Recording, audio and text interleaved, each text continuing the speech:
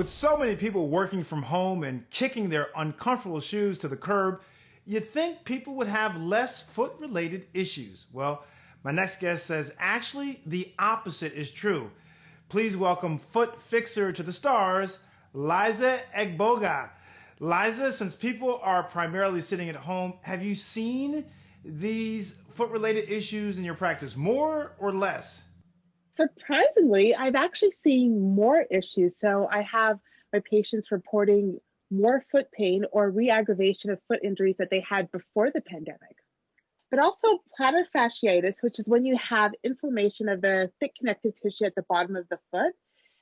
I've had so many cases of that. And then also neuromas. So that's when the nerve in between the toes gets inflamed, either from too much pressure or compression.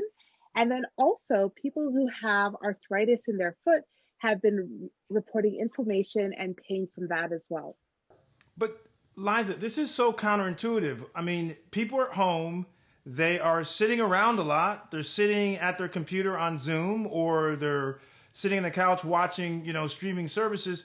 Why do you think that you're seeing an increase in these problems? Well, that's the thing. You just said it. People are sitting way more than they normally sit. When you're out and about, generally you get up more, you move more, but now people are spending time at their kitchen table sitting, spending time at their couch. And when you spend more time sitting, your hip flexors actually shorten. And when your hip flexor muscles shorten, it causes you to roll in. And then we have something called overpronation. That overpronation, where you're rolling in too much, really strains that plantar fascia at the bottom of our foot and causes inflammation and compression. So that's one reason. And then another reason is people who may have been treated for a problem in the past may have been helped by supportive footwear or wearing orthotics. But now that they're at home, they're not wearing their great supportive shoes that they need, and they're not wearing their orthotics. And now they're having re-aggravation of these injuries. Are there things people can do at home to try to fix or alleviate some of these issues? I'm actually going to show you 3 exercises that you can do to help treat and prevent foot pain. Okay, so the first one that we're going to do is a calf stretch. The reason why calf stretches are so important is because when your calf muscles are tight, they actually pull on that plantar fascia, cause it to be strained, and cause inflammation. So to do the calf stretch, what you're doing is you're placing your heel on the floor and you want your toes to be pointing up. And then with a straight back, you want to slowly bend forward until you feel a really great pull in the calf muscles and behind the knee.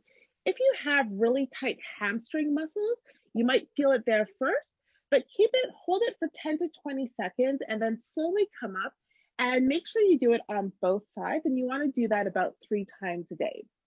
The next exercise we want to do is standing leg lifts. So with this, we're working on our balance, and we're also strengthening our gluteus medius muscles, which are one of the main stabilizers in our gait or the way that we walk.